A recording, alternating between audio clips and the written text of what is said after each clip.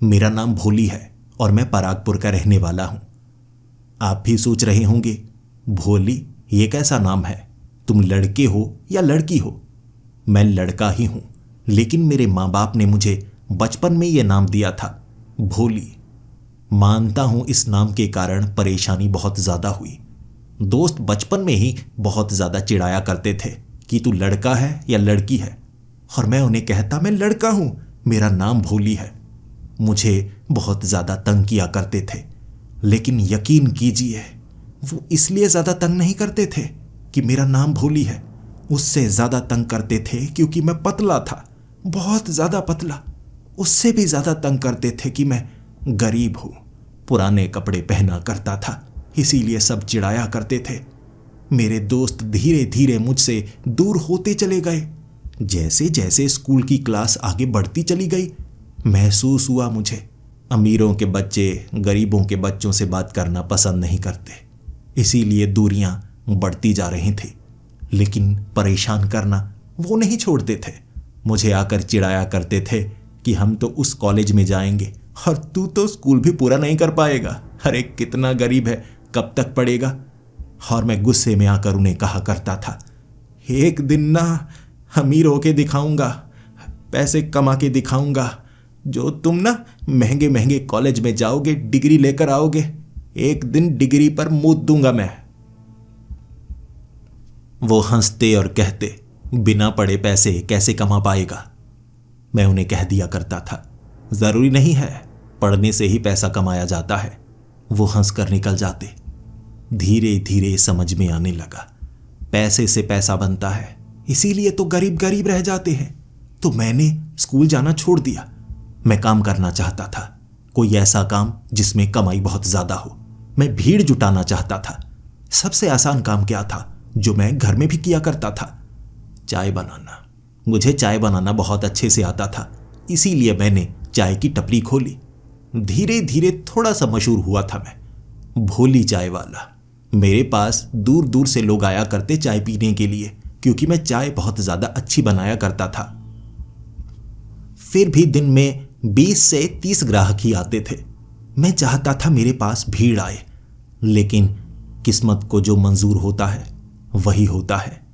चाय की टपरी मैं जिस जगह पर लगाया करता था, पीछे काफी ज्यादा गंदगी थी। उस दिन उस गंदगी में एक सांप छिपा हुआ था। जब मैं एक प्याली में चाय डालने वाला था, मेरी एड़ी पर सांप ने काटा था। वहां उस समय 10 लोग मौजूद थे। उन्होंने मुझे देखा और कहा, अरे सांप ने काट लिया, सांप ने काट लिया, अब तू मरेगा, अब तू मरेगा। मुझे सरकारी अस्पताल में ले जाया गया था। 3 इंजेक्शन लगे और उसके बाद डॉक्टर कहने लगा, डरने की कोई बात नहीं है, उस वाले सांप में तो जहर ही नहीं होता। जिसके बाद मैं डॉक्टर को कहने लगा, डॉक्टर इंजेक्शन किस चीज का लगाया? फिर डॉक्टर थोड़ा सा मुस्कुराता गया और कहने लगा, मैं नया हूं ना, इंजेक्शन लगाना चाहता था, पानी भर के इंजेक्शन लगाया है। मैंने कहा, तेरी ऐसी की तैसी। भागा था मैं वहां से। उसके बाद उन लोगों का सामना मैं कैसे करता? भोला था मैं, दिमाग चलाने लगा, अरे अपना काम भी बढ़ाना है, ये सांप वाला चक्कर, अगर ये बात लोगों में फैल गई ना कि सांप ने मुझे काटा, उस जगह पर सांप घूमते हैं, तो कोई मेरी चाय की टपरी के पास नहीं आएगा। वैसे भी डॉक्टर ने बता दिया है ना कि उस सांप में जहर नहीं है, तो एक तरकीब लगाता हूं। मैं वहां जाकर वापस चाय बेचने लगा। लोग पूछा करते, यहां तो सांप है। मैं कहता, नहीं सांप नहीं है, इच्छाधारी नाग है, इच्छाधारी नाग। उसने मुझे आशीर्वाद दिया था मेरी एड़ी पर। लोग कहने लगे, आशीर्वाद तो सर पर दिया जाता है। मैंने कहा, वो उल्टा सांप था, एड़ी पर आशीर्वाद देता है। उसके बाद लोग कहने लगे, तुझे आशीर्वाद दिया है, तुझ में कोई फर्क तो पड़ा नहीं। फिर मैं दूध जब उस प्याली में डालता तो जीभ बाहर निकालता सांप की तरह। सब कहते, अरे इसे तो आशीर्वाद मिला है। फिर मैं ऐसे ही चाय बनाने लगा, सांप की तरह थोड़ा सा दूध के करीब जीभ ले जाकर प्स किया करता, और लोग आकर्षित हुआ करते। वीडियो बनाने लगे थे लोग, मेरे साथ तस्वीरें खिंचाने लगे थे कि ये सांप वाला चाय वाला, भोली चाय वाला। अब 50 से 100 कस्टमर आने लगे, ठीक ठाक कमाई होने लगी, और मैं समझ गया भीड़ से अलग होने में ही फायदा है। बाकियों की तरह बनकर क्या होगा? शरीर मेरा पतला है, झगड़ा किसी से कर नहीं सकता, लेकिन शरीर को बदल नहीं सकता। बाल तो बदल सकता हूं। बाल बढ़ाने लगा मैं। बहुत ज्यादा पतला था। लोग पूछा करते थे, भोली नाम है तेरा, लड़का है या लड़की है? मैं कहता लड़का हूं, लेकिन उन्हें भरोसा होता ही नहीं। वो देखते और कहते इतनी पतली तो लड़कियां होती हैं। तो मैंने मूछें रखनी शुरू कर दी, लेकिन बाल लंबे कर लिए थे। पीछे से मैं लड़की लगता था, आगे से लड़का लगता था। इसीलिए बालों को नीले कलर का भी करवाया, कभी कभी लाल करवा लिया करता था। सबको कहा करता था नाग देवता का आशीर्वाद है मुझ पर, देखो एड़ी पर आकर नाक काट कर जाते हैं।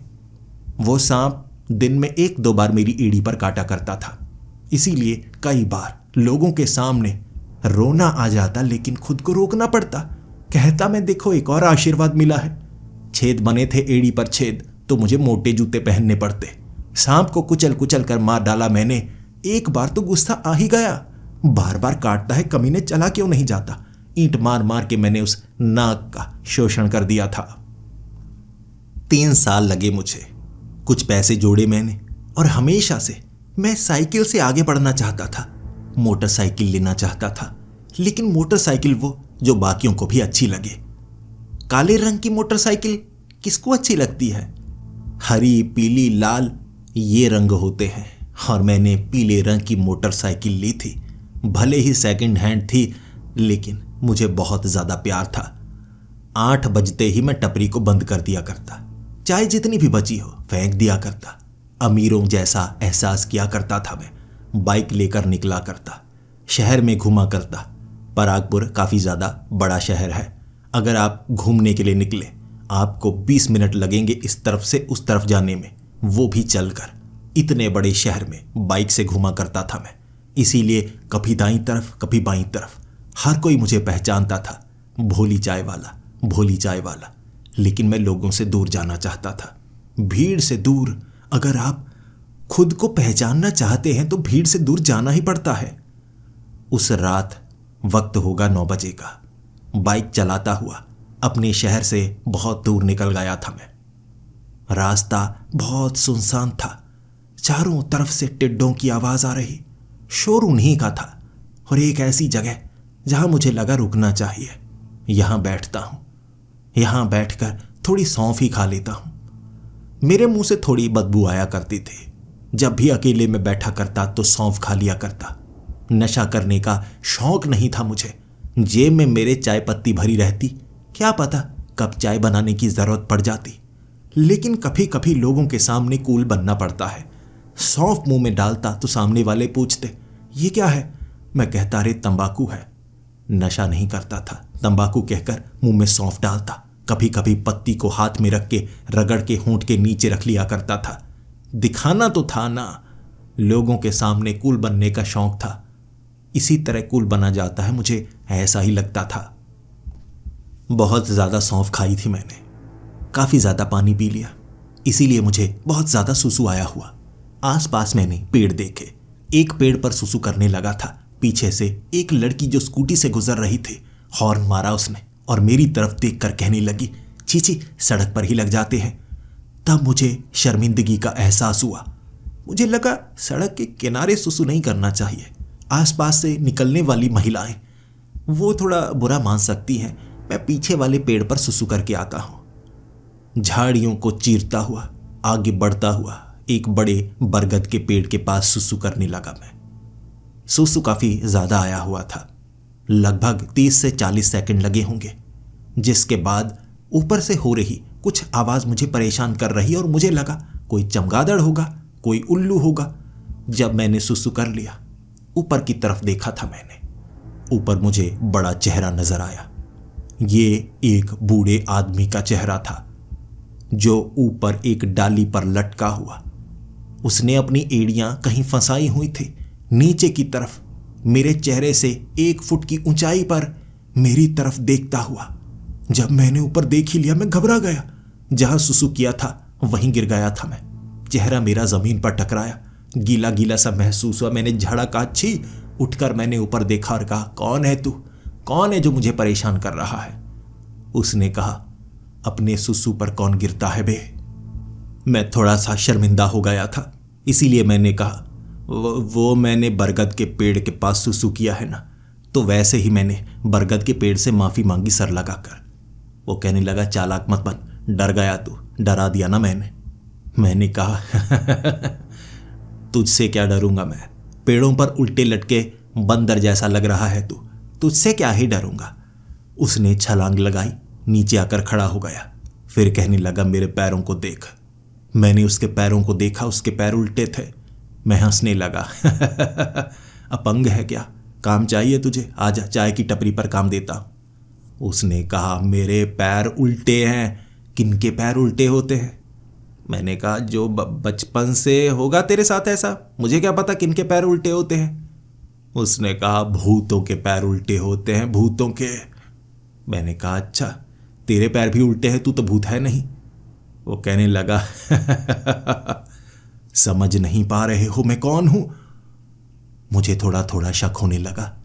भूतों के पैर उल्टे होते हैं, इसके पैर भी उल्टे हैं, ये भूत तो नहीं? मैंने उससे पूछा, ठीक है, बातों को घुमा क्यों रहे हो, सीधा सीधा क्यों नहीं बताते? सीधा कहो मैं भूत हूं, पैरों की तरफ क्यों देखने के लिए कह रहे हो? उसने कहा, तू बातें बहुत करता है, ऊपर लटका था, तू डर तो जरूर गया, लेकिन बाद में खुद को तूने संभाल लिया। पैर देखकर तू समझ तो चुका है कि मैं भूत हूं, डर क्यों नहीं रहा? मैंने कहा भूतों से नहीं डरता मैं, ये सिर्फ कहानियों और किस्सों का हिस्सा होता है, ये मैंने पास वाले रूहानी बाबा से सुना है। उसने उड़कर मेरी गाल पर चमाट लगाई, मुझे पीछे गिरा दिया। तब मुझे एहसास हुआ भूत मारते भी है। मैं उठा, गाल पर हाथ रखे हुए। मैंने कहा, तूने मुझे मारा, अब मैं तुझे बताऊंगा। उसने कहा, क्या बताऊंगा, मैं भूत हूं, मैं गायब हो सकता हूं। वो गायब हो गया। तब मुझे समझ में आया, उसने मुझे थप्पड़ मारा है, वो मार सकता है, मैं थप्पड़ नहीं मार सकता, वो तो गायब हो जाता है। मैं भागने लगा, उसने मेरी एड़ी को पकड़ लिया। मैं हल्का ही बहुत हूं, वजन कम है ना मेरा। खींचकर फिर पेड़ के पास ले आया और कहने लगा, अब कहां जा रहा है? इस पेड़ पर मूता तूने, इस पर मेरा कब्जा था, पेड़ को अपवित्र कर दिया तूने, अब तेरे शरीर पर कब्जा है मेरा, छोड़ूंगा नहीं तुझे। कहां भागेगा? रुक, अब बताता हूं तुझे। मैंने कहा, मुझे बताने की कोई जरूरत नहीं, जाने दो मुझे नुकसान मत पहुंचाओ। उसने कहा, मैं नुकसान नहीं पहुंचाऊंगा। मैंने कहा, धन्यवाद। उसने कहा, तुझे मौत के घाट उतारूंगा, सीधा गला घोंटूंगा तेरा। सुसु कर दिया पेड़ पे, अब दिखाता हूं तुझे। मैं उठा, मैं भागने लगा। उसने मेरे बालों को पकड़ा, घसीट कर फिर से पेड़ के पास ले आया। मैंने कहा, जाने दे मुझे, घर जाना है। उसने कहा, तू समझ नहीं पा रहा, मैं तुझे मार डालूंगा, तुझे जिंदा नहीं छोड़ूंगा। मैंने फिर से भागना शुरू कर दिया। उसने मेरी एड़ी को पकड़ा, घुमा के मुझे पेड़ पर मारा और कहा, तू भागे जा रहा है, समझने की कोशिश कर, रुक जा यहां पर। मैं फिर से भागने लगा। इस बार उसकी पकड़ में आया ही नहीं। मैं छलांगे लगाने लगा था, वो एड़ी को पकड़ता, मैं छलांग लगा देता। इस तरह मैं पेड़ से काफी ज्यादा दूर निकल आया। मोटरसाइकिल पर बैठा मैं तेज मोटरसाइकिल चलाने लगा और थोड़ा दूर जाकर पीछे मैंने माँ बहन की गाली भी निकाली थी, तेरी ऐसी की तैसी मारता है। लेकिन जब पीछे से भारी आवाज आई, मैंने मोटरसाइकिल तेज कर ली। जानता हूं मैं गाली निकाल सकता हूं, पतला हूं ना, लेकिन लड़ थोड़े ना सकता हूं। निकला मैं वहां से। उसके बाद आया सीधा घर। माँ ने पूछा था, गाल तेरी लाल क्यों लग रही है, किसी लड़की से तेरा चक्कर तो नहीं? मैंने कहा, माँ बात वो नहीं है, गाल लाल हुई है, वो मैं मालिश करवा के आया हूं। माँ ने कहा, ये कैसी मालिश जिससे मुंह भी लाल हो जाता है? मैंने कहा, माँ वो कालू पहलवान से मालिश करवाई है, वो थोड़ा जोर से करता है, कहता है लाल लाल हो जाते हैं मालिश से। माँ को थोड़ा शक था, लेकिन मैं कमरे में चला गया। कमरे में जाकर नीचे बैठकर सबसे पहले रोया था मैं। आए मारा मुझे, मारा। इससे पहले मुझे इतना ज्यादा किसी ने नहीं पीटा था। मानता हूं मेरे पिता कभी कभी पीठ पर मुक्का मारा करते थे, 2 मिनट तक मैं बेहोश हो जाया करता था, लेकिन कभी भी गाल पर इतनी ज्यादा चमाटे नहीं पड़ी थी मेरे तो अध्यापक भी मुझे माफ कर दिया करते, क्योंकि उन्हें डर था जोर से थप्पड़ मारेंगे मैं मर ही ना जाऊं। भूत ने पीटा यह सोचकर थोड़ा सा रोया, लेकिन उसके बाद पीछे चाय पत्ती का वो पैकेट देखकर थोड़ा मुस्कुराया और मैं खुद को कहने लगा, जिंदगी में मुश्किलें तो आती रहती हैं, भोली तू चाय बना, भोली तू चाय बना। उठा मैं, चाय पत्ती के पैकेट को छाती से लगाकर खुश हो गया मैं। यही मेरी किस्मत है, मैं भोली चाय वाला हूं। लेकिन तभी उस पैकेट के अंदर से आवाज आने लगी। पैकेट में कुछ था। मेरे हाथ से वो पैकेट छूट गया। पैकेट अपने आप हिलता जा रहा और मुझे लगा, अरे यार, ये चूहिया का बच्चा फिर से पैकेट में घुस गया। पिछली बार भी पैकेट खोल दिया था उसने एक तरफ से काट कर। फिर मैंने पैकेट उठाया। चलो, पैकेट में चूहिया का बच्चा है, इसी तरह बाहर फेंक कर आऊंगा, देखूं तो छोटा बच्चा है या बड़ी चूहिया है। मैंने पैकेट खोला। सोच कर देखिए, चाय पत्ती का पैकेट और उसमें इंसान का मुंह नजर आए तो कैसा एहसास होगा।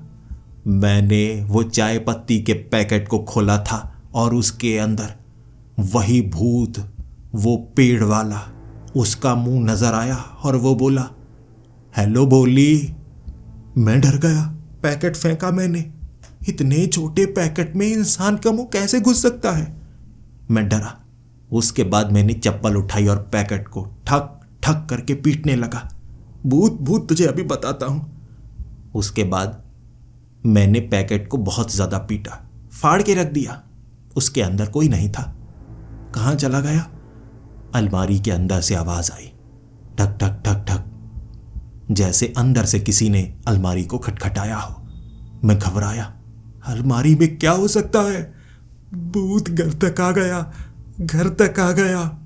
उसके बाद मैंने अलमारी को खोला और अलमारी के बीच मुझे वो बूढ़ा आदमी नजर आया। हाथ ऊपर की तरफ उठाकर कहने लगा, भोली, स्वागत नहीं करोगे? घर में आ गया मैं। अरे, पेड़ पर तो काफी अजीब लग रहा था, घर तो तुम्हारा ठीक ठाक ही है। मैंने अलमारी को बंद कर दिया। मैं चीखने लगा, माँ माँ, डंडा लेके आओ माँ। मेरी माँ भागी भागी आई और कहने लगी, क्या हुआ भोली? मैंने कहा, माँ, अलमारी में भूत है। लेकिन जब माँ ने अलमारी को खोला तो अलमारी में कोई नहीं था। अलमारी तो खाली पड़ी थी। माँ कहने लगी, देख, तेरा दिमाग थोड़ा हिला हुआ लगता है। मालिश इतने जोर से नहीं करवानी चाहिए कि दिमाग हिल जाए। कालू पहलवान को कल बताऊंगी मैं। माँ मेरे कमरे से जा चुकी थी और मुझे आराम करने के लिए कहा, जिसके बाद मैं बेड के ऊपर लेट गया।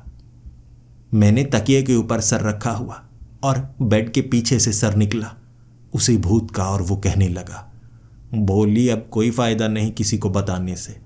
आ गया मैं घर। देख, वहां तो गाली निकाल कर आया था ना, पहले उसका हिसाब करते हैं। मैं उठा, उसने चमाट लगाई, मुझे फिर से लेटा दिया। मैं सीधा लेटा था। वो पीछे से निकला तो उसका सर उल्टा नजर आ रहा, लेकिन चमाट पड़ी थी। अब हिम्मत नहीं थी उठने की। लेटा रहा मैं। फिर उसने मुझे कहा, देख भोली, मैं तुझे चोट पहुंचाना नहीं चाहता। तू अच्छा इंसान है, लेकिन अच्छे इंसान से भी गलती हो ही जाती है। पेड़ को अपवित्र कर दिया तूने तो मैं तेरे ऊपर आ गया। अब तेरे ऊपर आ चुका हूं। इस तरह मुझे एक घर मिल गया। अब मैं इस घर में रहूंगा। तुझे चोट नहीं पहुंचाऊंगा, तुझे नुकसान नहीं पहुंचाऊंगा। ठीक है, बता, अब कुछ कहना चाहता है? मैं घबराते घबराते कहने लगा, घर में रहोगे? उसने कहा, हाँ, मैं तुम्हारे घर में रहूंगा। मैंने कहा, किराया दोगे? उसने मेरे होंठों पर चमाट लगाई थी, सीधी उंगलियों से पटक करके। फिर कहने लगा, तेरा दिमाग घुमा हुआ लगता है भोली, बड़ा अजीब है तू। भोला है, कोई बात नहीं, भोले को तेज करना मुझे आता है। फिर वो गायब हो गया। मैं पूरी रात कांपता रहा, नींद आ ही नहीं पा रही थी। सुबह सुबह मुझे काम पर जाना था। घर से बाहर निकलूंगा तो ठीक लगेगा। धुंध थी उस दिन, काफी ज्यादा धुंध। बाइक लेकर जैसे ही मैं टपरी पर पहुंचा, धुंध से एक चेहरा बाहर की तरफ निकला। ये वो भूत था और कहने लगा, भोली, चाय की टपरी लगाता है तू? मैं कहने लगा, कौन है, कौन है? वो कहने लगा, पहचाना नहीं? इतनी धुंध भी नहीं है, करीब तो खड़ा हूं मैं। पीछे खड़ा था वो, जबकि दूसरी तरफ एक आदमी मुझे देखकर हंसने लगा। मैंने कहा, भूत है ये, भूत। सामने वाला वो आदमी कहने लगा, अरे भोली, खुद से बातें किए जा रहा है, कौन सा भूत? हमें तो नजर नहीं आ रहा। उस आदमी को वो भूत नजर ही नहीं आ रहा, सिर्फ मुझे नजर आ रहा था। और फिर पीछे से वो बोला, भोली, तेरे ऊपर मेरा साया है, तू ही मुझे देख सकता है, कोई और नहीं देख सकता। लेकिन मैं कौन सा तुझे परेशान कर रहा हूं, तू काम कर अपना। उसके बाद मैं चाय बनाने लगा। चाय बनाते बनाते कुछ लोग आ गए थे। ठंड थी ना, इसीलिए मुझे लगा ज़्यादा चाय बनाता हूँ। भीड़ थी वहाँ पर। फिर मैं अपनी जीभ से पिस करने लगा। यही तो मेरी पहचान थी। पिस किया मैंने और पीछे से वो भूत बोला, दूध को जीभ क्यों लगाता है? उसने चमाट लगाई। मैंने कहा, इस एंगल से लगता है दूध को जीभ लगी है, साइड से आकर देखो जीभ दूर रहती है दूध से। उस दिन काम करना कितना मुश्किल था, मैं कैसे बयां करूं। जब भी किसी को मैं चाय पकड़ाता, पीछे से वो बोलने लगता, मुझे डरा देता। मेरे हाथ से चाय की प्याली गिर जाती, लोग मुझे बोलते।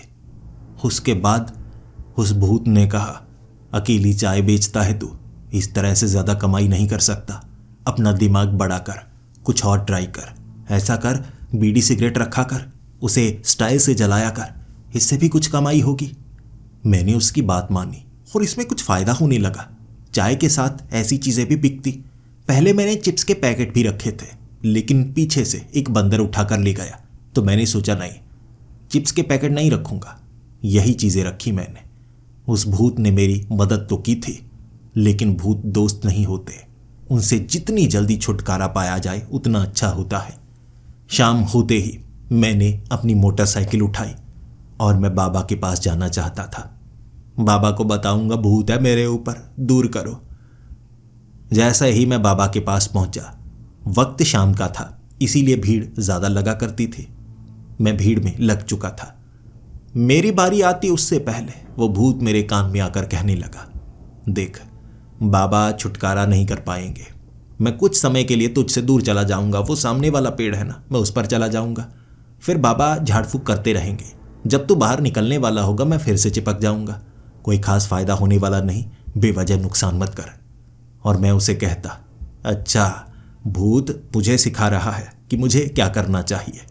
बाबा देख तुझे कैसे भगाते हैं। मैं बाबा के पास गया, बाबा को पूरी बात बताई।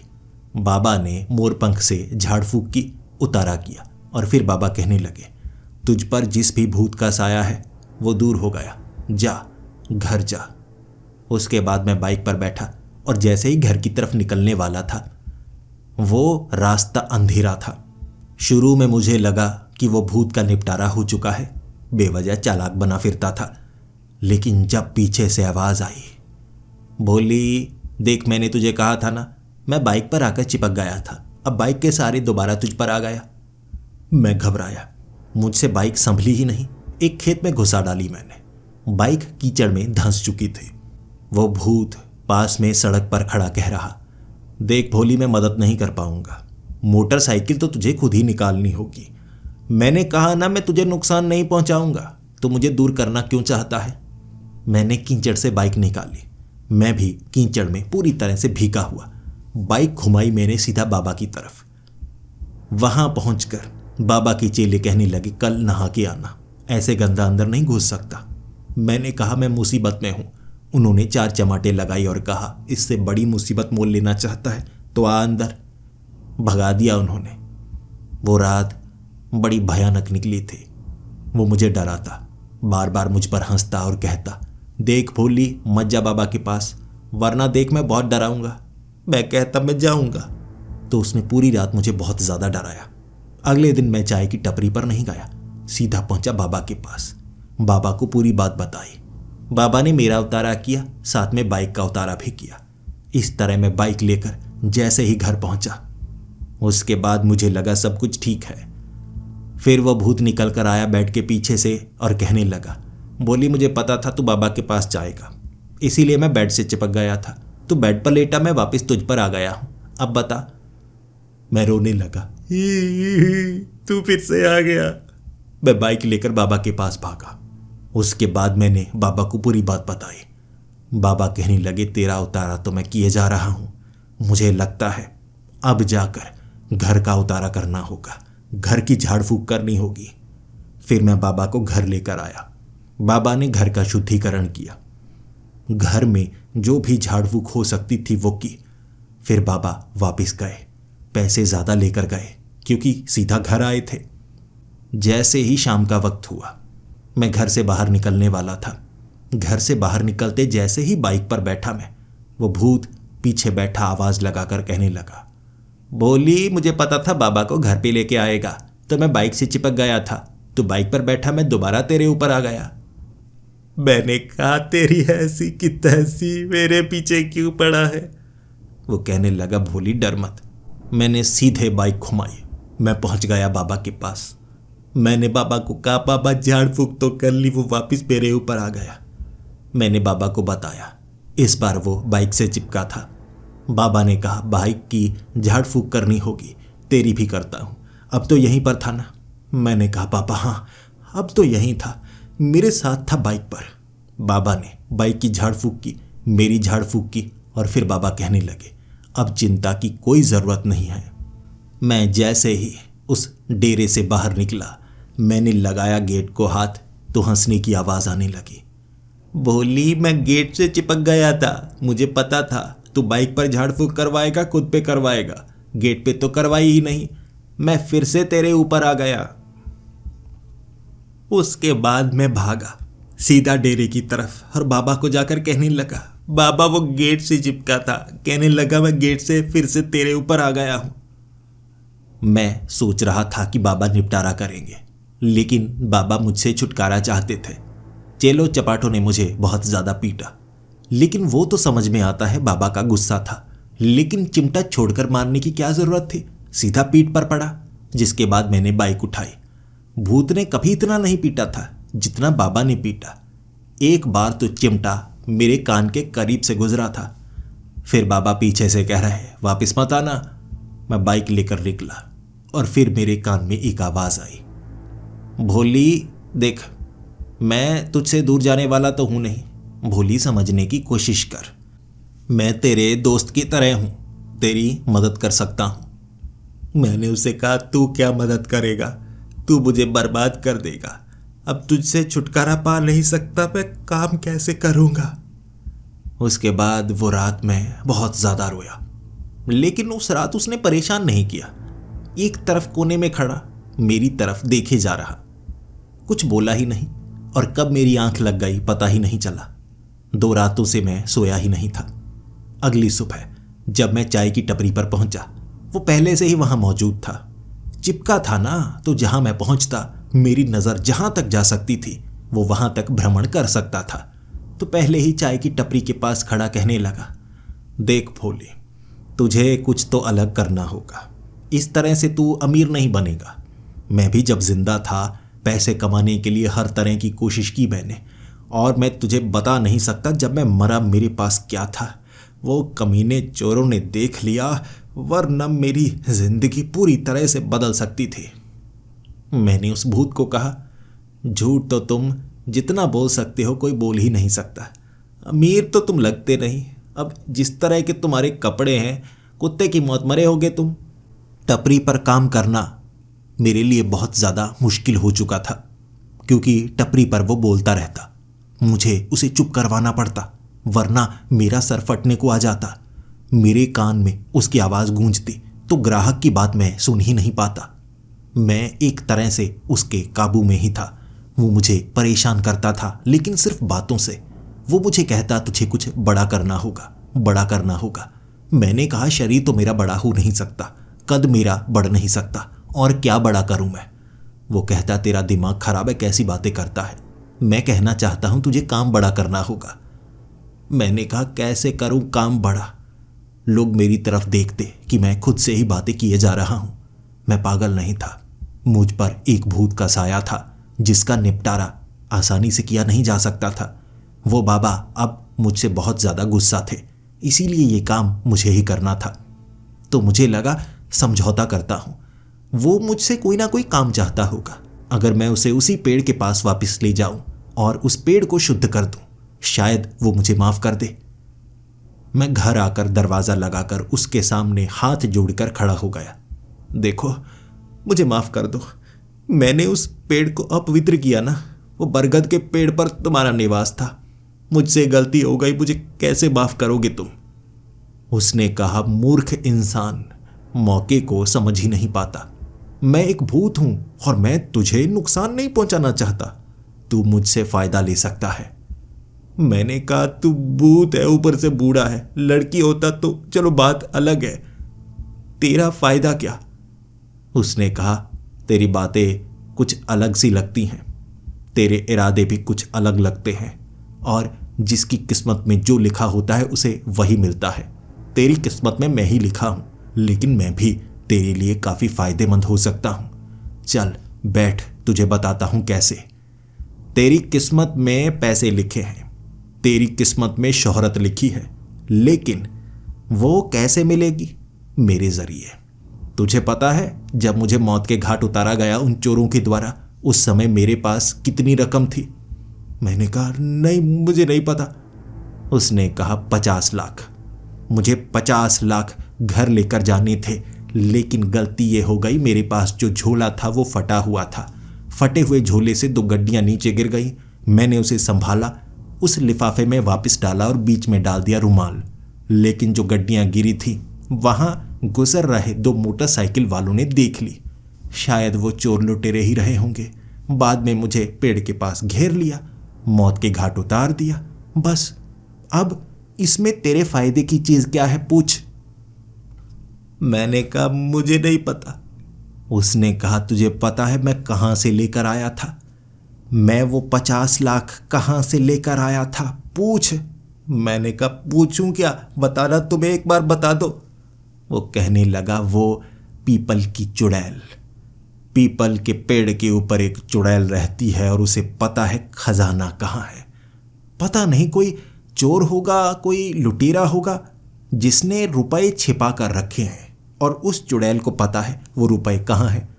वो मुझसे काम करवाती थी और बदले में मुझे नोट देती थी, और मैं वो नोट उसी के पास सुरक्षित रखता कि ये मेरे हैं, सही समय आने पर लेकर जाऊंगा।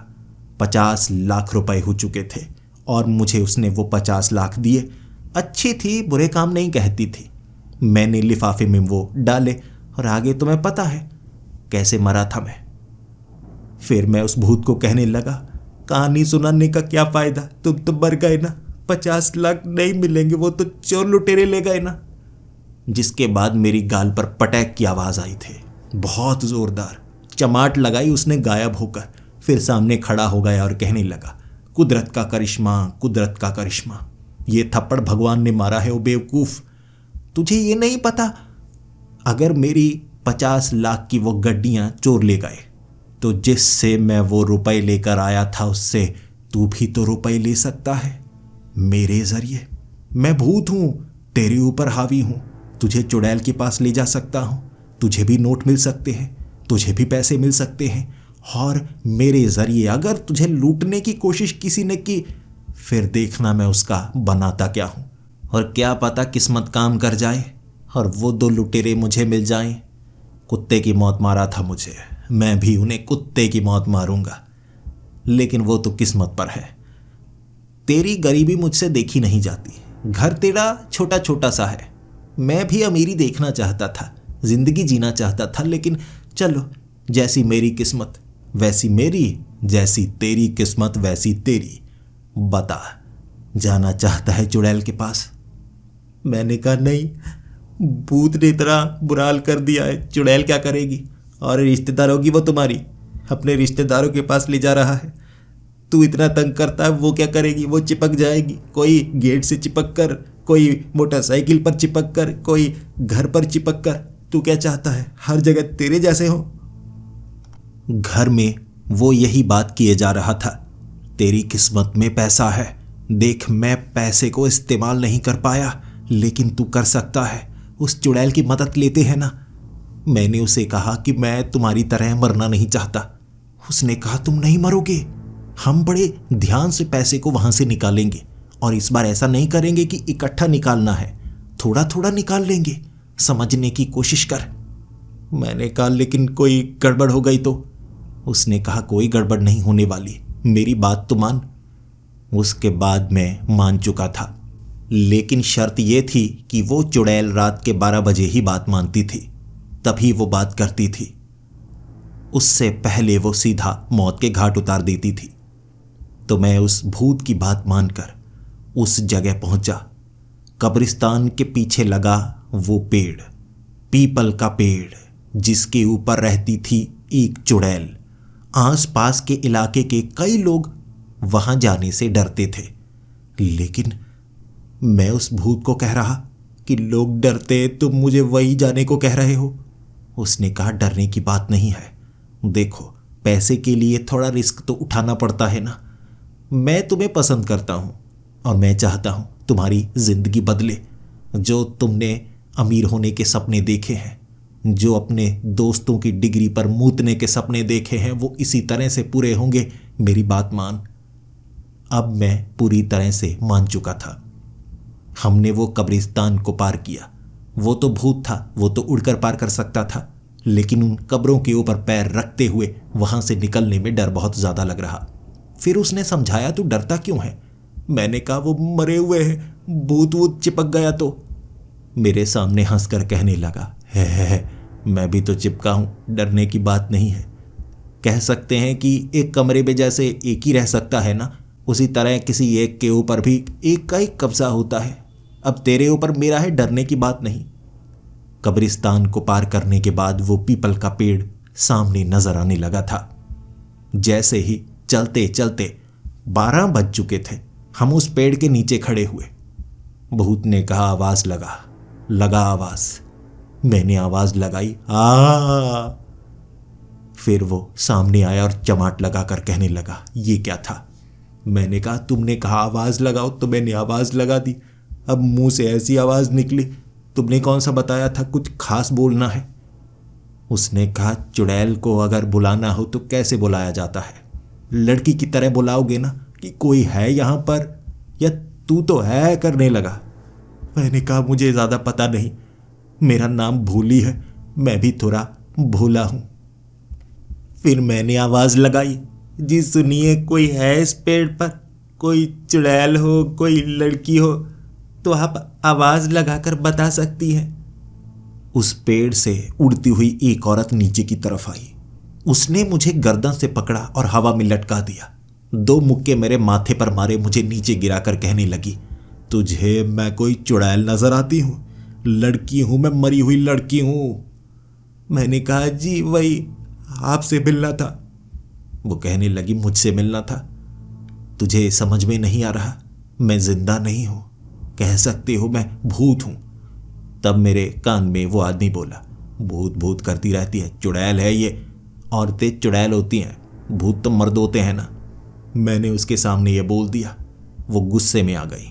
उसके बाद उसने मेरे सर के ऊपर कराटा मारा, जोर से कराटा मार के मुझे बेहोश कर दिया।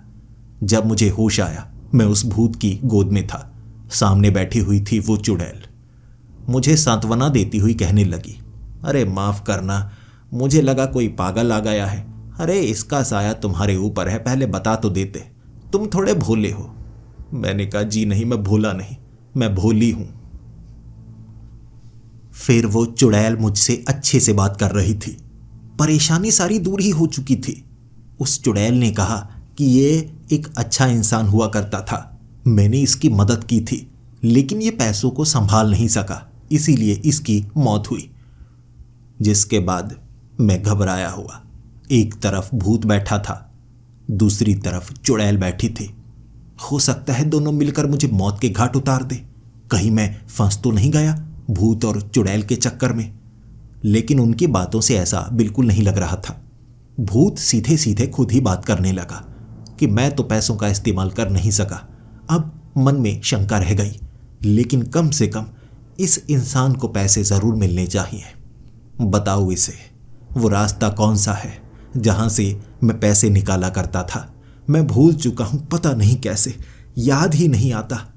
तब वो चुड़ैल कहने लगी, जब भी हमारी मौत होती है, मौत से पहले जो सबसे बड़ी चीजें होती हैं वो भूल जाती हैं। वो खजाने की बात थी, रहस्यमय खजाने की बात तुम्हें कैसे याद रहती? उसका रास्ता सिर्फ मैं ही जानती हूं, क्योंकि मैं श्रापित हूं, उस खजाने से जुड़ी हूं मैं। फिर मैं बोला, जी खजाना, ये कह रहे थे नोट है। वो चुड़ैल कहने लगी, नोट? खजाना नोट भी हो सकते हैं, जरूरी नहीं सोना चांदी या आभूषण ही हो। नोटों की गड्डियां, एक ऐसी जगह जहां अंतहीन नोटों की गड्डियां हैं। वहां जाने का रास्ता थोड़ा अजीबोगरीब है, लेकिन वहां से गड्डियां निकालोगे तुम तो तुम्हारा भला हो सकता है। बताओ, अमीर होना चाहते हो या नहीं? मैंने कहा चाहता हूं, बताइए रास्ता। उसने कहा मेरा एक काम करना होगा। देखो, तुम्हें तो वो नोटों की गड्डियां मिल जाएंगी, मेरा भी तो काम करो, दोनों का फायदा होगा। इसने भी मेरे कई काम किए थे, बदले में मैंने उसे वो रास्ता दिखाया था। हर बार भूल जाया करता था ये, हर बार मुझे बताना पड़ता। मेरे पास गड्डियां रखी थी, इसने लेकर गया लेकिन रास्ते में मर गया। मैं सोचती रही पता नहीं अमीर होने के बाद लोग बदल जाते हैं। मुझे क्या पता था अमीर होने के बाद कुछ लोग परलोक भी सिधार जाते हैं। उस चुड़ैल की मांग थी, जंगल में लाल रंग का मशरूम उगता है, उसे वो खाना है। उस मशरूम में एक ताकत होती है जो चुड़ैलों को एक अजीब सी ताकत दे देती है। वो पेड़ बदल सकती है। वो चुड़ैल पेड़ बदलना चाहती है। उस आदमी ने जो भूत बनकर मुझसे चिपका हुआ था, उसे वो लाल मशरूम तो नहीं लाकर दी और ढेर सारी चीजें लाकर दी, और वैसे भी मशरूम का पता उसे अब लगा था।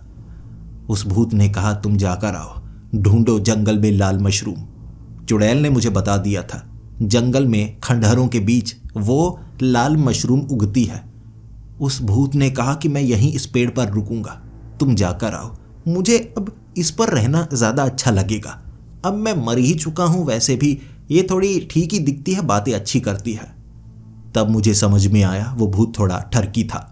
वो चुड़ैल भी थोड़ी ठरकी ही लग रही, इसीलिए उसने कहा हाँ तुम यहाँ रुको, हम बातें करेंगे, हम तो मर ही चुके हैं, ये जिंदा है, इसे जाने दो।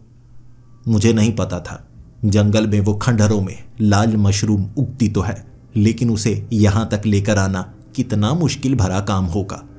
रात को मैंने चलना शुरू किया था, तालाब के बीच से तैर कर निकला था। दूसरी तरफ जाकर मुझे पता लगा एक तरफ पुल भी बना हुआ है। तब मैं भीग चुका था, मुझे लगा मैं पागल ही हूं, मैंने पुल तो देखा ही नहीं। सीधा चलता चला गया। जो नक्शा मुझे उस चुड़ैल ने दिया था, मैं उस नक्शे का पालन कर रहा था। नक्शे के अनुसार जंगल में पगडंडी से सीधे चलते जाना है, खंडहरों तक पहुंचना है, और खंडहरों में लाल मशरूम उगते हैं, लेकिन ध्यान रखना है ऐसी सुनसान और वीरान जगहों पर भूत प्रेत का वास होता है। बस यही बात मुझे परेशान कर रही थी। एक भूत हो गया, एक चुड़ैल हो गई, अब रह क्या गया? यहां कोई और नई ताकत ना मिल जाए।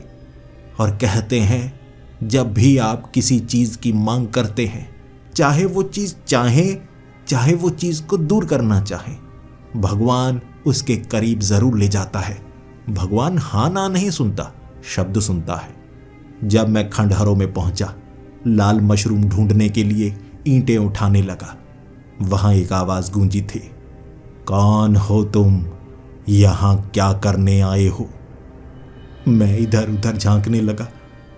तुम कौन हो, मुझे अपने बारे में बताओ। जंगल में डर रहा था मैं, कहीं किसी तरफ से शेर ना आ जाए, और दिमाग घूम गया मेरा। मुझे लगा ये शेर ही है। लेकिन जब सामने आकर एक काले रंग का आदमी, जिसने कानों में बड़े बड़े कुंडल पहन रखे थे, सर गंजा था उसका, लेकिन दाढ़ी बहुत ज्यादा लंबी थी, सामने खड़ा कहने लगा, यहां क्या कर रहे हो? वो भी आधी रात को ईंटें उठा उठा कर ढूंढ क्या रहे हो? मैंने कहा तुम शेर नहीं लगते, तुम तो कोई जिन्न लगते हो। उसने मुस्कुराते हुए कहा, वाह, आंखें पारखी हैं तुम्हारी। तुम्हें नहीं लगा कि किसी ऐसे खंडहर में कोई जिन्नात का वास हो सकता है?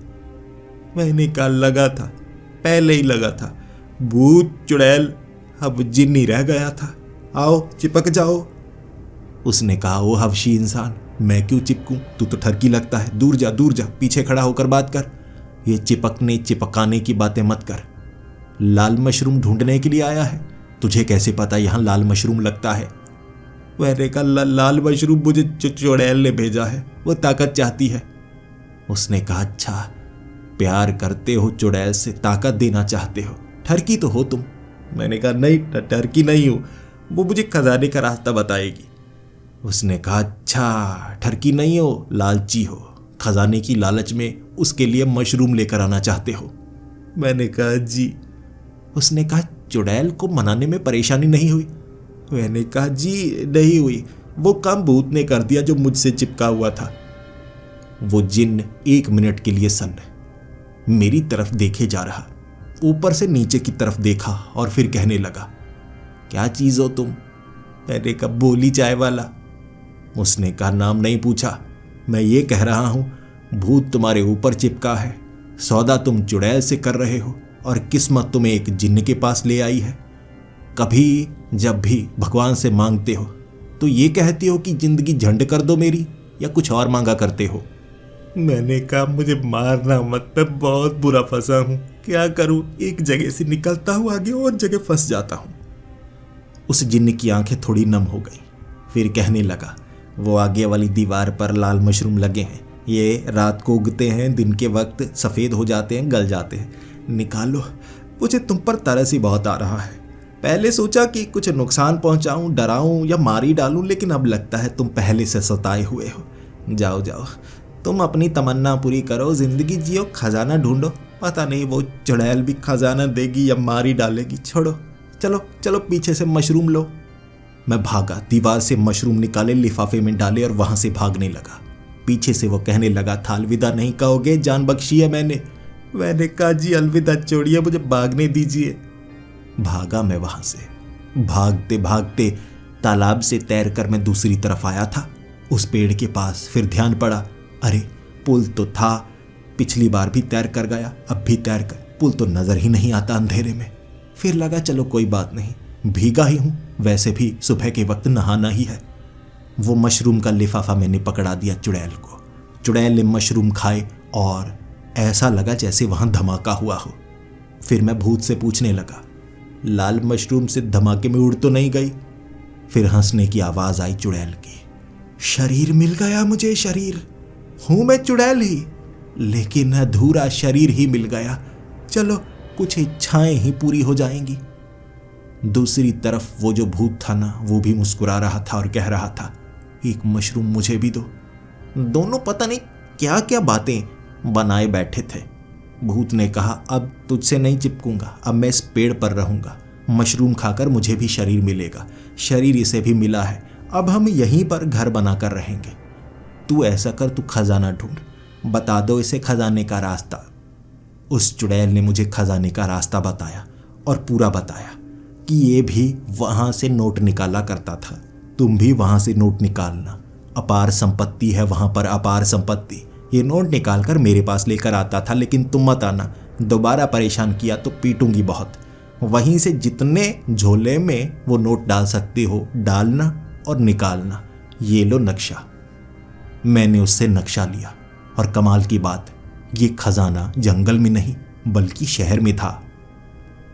नक्शे में दिखाया गया था कि शहर में एक गुफा है, उस गुफा के जरिए सबसे अंत वाला वो ढक्कन खोलना है। उस गुफा से निकलते ही मैं एक किले जैसे ढांचे में पहुंचूंगा। वहां होगा एक कमरा, उस कमरे में होगा अपार खजाना। मैं जब उस जगह पहुंचा जहां पर वो गुफा दिखाई गई थी, वहां तो गटर का ढक्कन था, लेकिन मुझे लगा हो सकता है बाद में गुफा को गटर बना दिया गया हो। मैं उस गटर में घुस गया। वहां से निकलते निकलते जैसे जैसे उस नक्शे में दिखाया गया था, मैं पहुंचा उस जगह। सच में वहां ढक्कन था, गटर का बड़ा चौड़ा ढक्कन। खोला मैंने। मैं किसी किले में नहीं था, किसी नई इमारत में लग रहा था। इधर उधर झांकने लगा, वहां तो बहुत सारी चीजें पड़ी थी, ज्यादातर फाइल्स ही थी। जब मैंने आगे की तरफ देखा तो लिफाफों में नोट पड़े थे, बहुत ज्यादा नोट, कह सकते हैं करोड़ों रुपए थे। नोटों की गड्डियां ऊपर से ऊपर। लेकिन फिर मेरा दिमाग घूमने लगा, ये कुछ अजीब नहीं लग रहा। अगर ऐसा खजाना किसी इमारत में रखा गया है तो कोई और इसका इस्तेमाल क्यों नहीं करता? ये बक्से क्या हैं? मैंने वहां शेल्फ देखी और एक शेल्फ को खींचा। वहां 2 फाइल्स पड़ी थी, FIR वाली फाइल्स। एक तरफ एविडेंस का फोल्डर बना हुआ। मैंने हाथ लगाकर देखा तो लगा, ये मुझे क्यों लग रहा है कि पुलिस स्टेशन है और ये वो सामान है जो जब्त किया जाता है। लोगों के बोलने की आवाज आ रही थी, किसी के चीखने की आवाज आ रही, जैसे किसी को पीटा जा रहा हो। झरोखे से बाहर देखा और जैसा मुझे लगा वो बिल्कुल सच था। एक तरफ लॉकअप था, किसी कैदी को पीटा जा रहा था। मैंने ये देखा और मैं सब कुछ समझ गया। मैं जल्दी से वहां से उतरा, पहुंचा सीधा गटर में, फिर दूसरी तरफ गटर से निकला। बच गया मैं, वरना बड़ी मुसीबत में पड़ता। उन नोटों को निकाल तो लेता, लेकिन परेशानी बहुत ज्यादा बड़ी हो जाती। मैं उस चुड़ैल और उस भूत को गालियां तो निकालना चाहता था, लेकिन एक सच का पता भी लगाना चाहता था। अगले दिन नहाकर मैं पुलिस स्टेशन पहुंचा। वहां एक हवलदार मुझे जानता था। उस हवलदार से बात की कि वो पेड़ के पास कोई लूटपाट भी हुई थी 6 साल पहले।